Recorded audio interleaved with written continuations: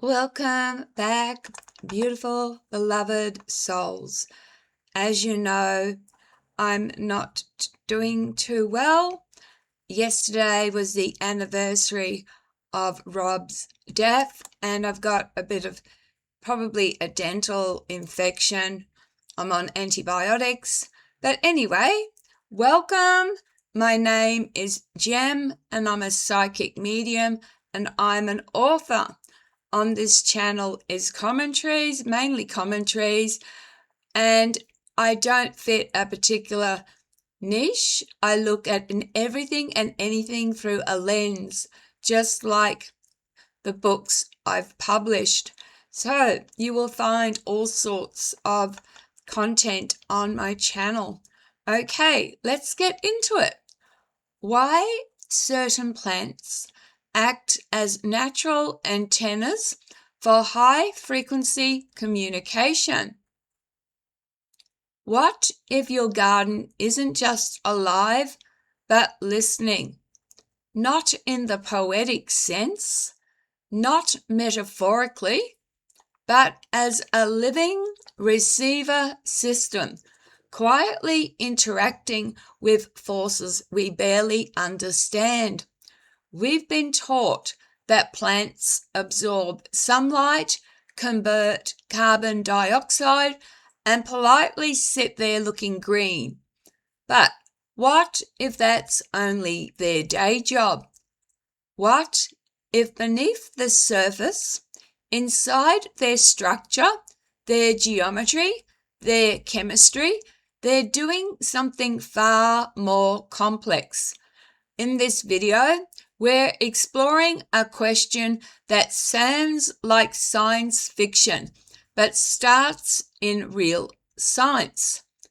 Can plants act like natural antennas? And if they can, what exactly are they receiving? Part 1. Botanical architecture and hidden geometry. Let's start with something measurable. Plants don't grow randomly. They follow mathematical patterns so precise they could make an engineer nervous. This is called phyllotaxis, and I will spell it for you.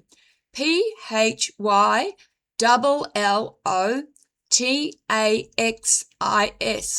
Phyllotaxis. And it's the arrangement of leaves, petals, and stems. And again, across species, we see the same pattern emerge. Spirals based on the Fibonacci. I always have trouble saying the Fibonacci sequence. FIBONACI.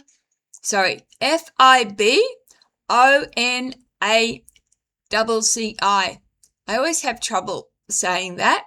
The Fibonacci. I'm just going, you know what I mean. Fibonacci, whatever. And these spirals are sunflowers, pine cones. It doesn't help when you've got a dental issue to pronounce either. Succulents and ferns. These aren't just pretty patterns. They're efficient structures for energy distribution. Now here's where things get interesting. In physics and engineering, spiral geometries, let me repeat that, spiral geometries are often used in antenna design because they can receive signals from multiple directions and frequencies. So when we see plants naturally forming these same geometries, we have to ask, is this purely about sunlight and water?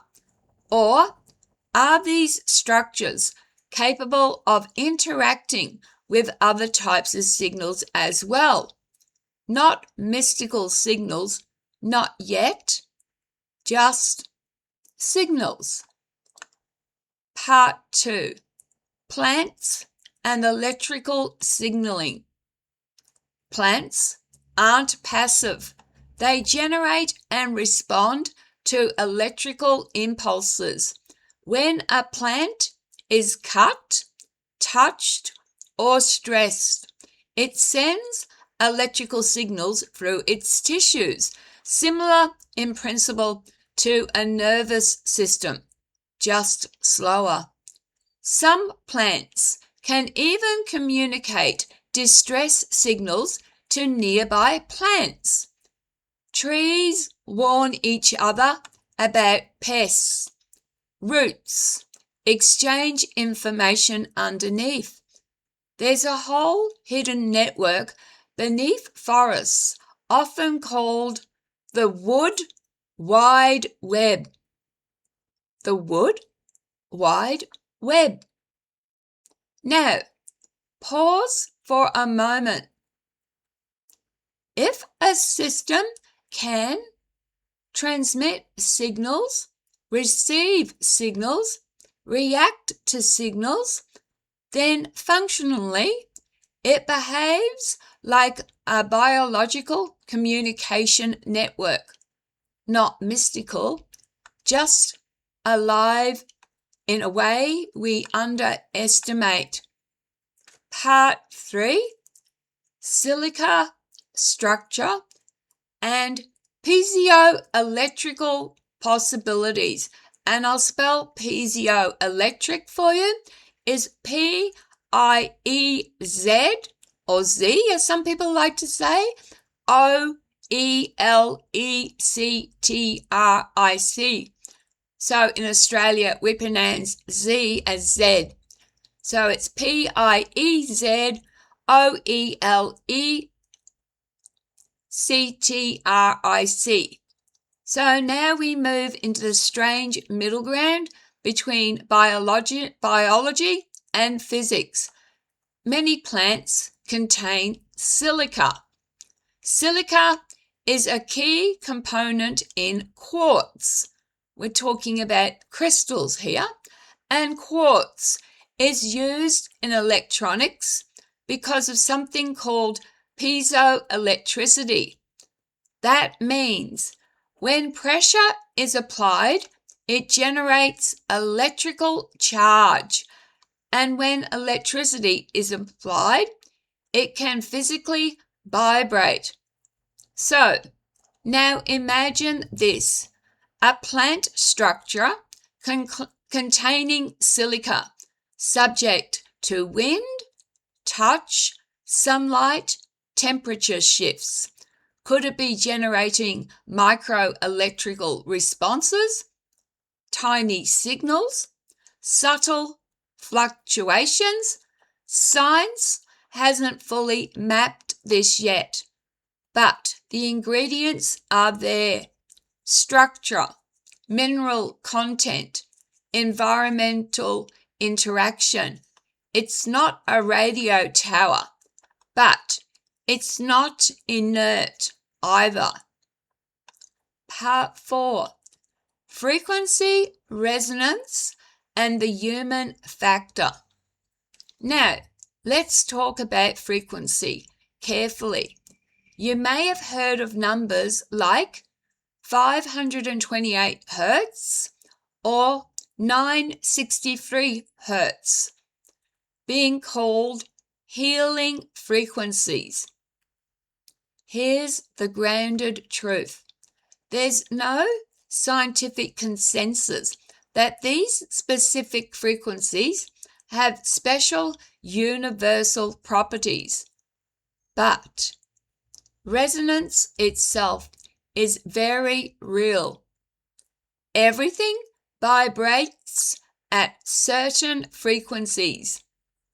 Plants respond to light frequencies, sound vibrations, environmental rhythms.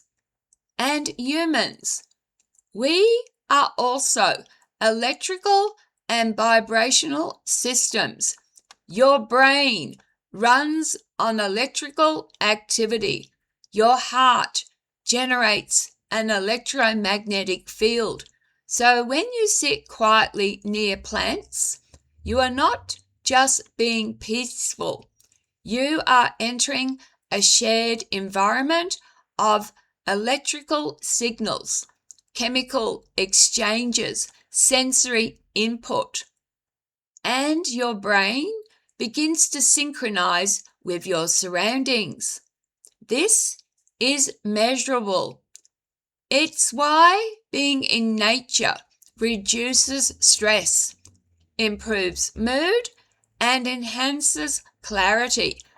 Not because plants are sending secret messages, but because your system is tuning into a calmer signal field. Part 5. The Interdimensional Leap. Now, let's address the bigger idea. Interdimensional communication. There is currently no scientific evidence that plants act as portals or receivers for other dimensions. But humans have always used nature as a bridge to altered states of awareness. Meditation in forests, sacred groves, ancient rituals involving plants, and even using plants to change consciousness. Why? Because natural environments reduce noise, mental noise, emotional noise, sensory overload. And when that noise drops, your mind can generate vivid insights, symbolic imagery, and intuitive connections, what some interpret as downloads. So, the experience can feel like communication from beyond, but it may actually be your own consciousness operating more clearly in a biologically supportive environment. Part 6. The Biodigital Interface Idea. Now, here's a fascinating modern twist. In 2026, scientists are experimenting with plant sensors, biofeedback systems, and neural interfaces. We can already detect electrical activity in plants and translate it into data. Some experiments even turn plant signals into sound or visuals. So, technically, plants can be part of a communication system, just not the way the internet might suggest. They become interfaces, not transmitters of cosmic messages, but tools that help us observe life in new ways. Part 7. Optimizing your environment. Let's bring this back to something practical. You don't need interdimensional portals to benefit from plants. What actually works? Surround yourself with greenery. Spend time in natural environments. Reduce artificial noise when possible. Sit quietly and observe. This creates a kind of biological harmony. Not magic, but not trivial either. Your nervous system shifts, your thinking clears, your perception sharpens. And that alone can feel profound. So, in the conclusion, so are plants antennas? In a literal sci-fi sense, no. in a functional biological signal responsive sense? Surprisingly, yes. They are part of a living network that interacts with energy, environment, and even us, not as gateways to other dimensions, but as quiet architects of balance in a world that rarely slows down. And maybe that's the real message they're sending, not from another realm, but right here on Earth. Thank you, beautiful, beloved souls, if you have made it this far. And I always ask that you do leave a comment and do so respectfully. And please be kind to each other. Costs nothing to be kind. And take care of yourselves. Love, light, and blessings. And I'll see you in a couple of days. Tomorrow I'm busy, so it'll be Thursday. Bye.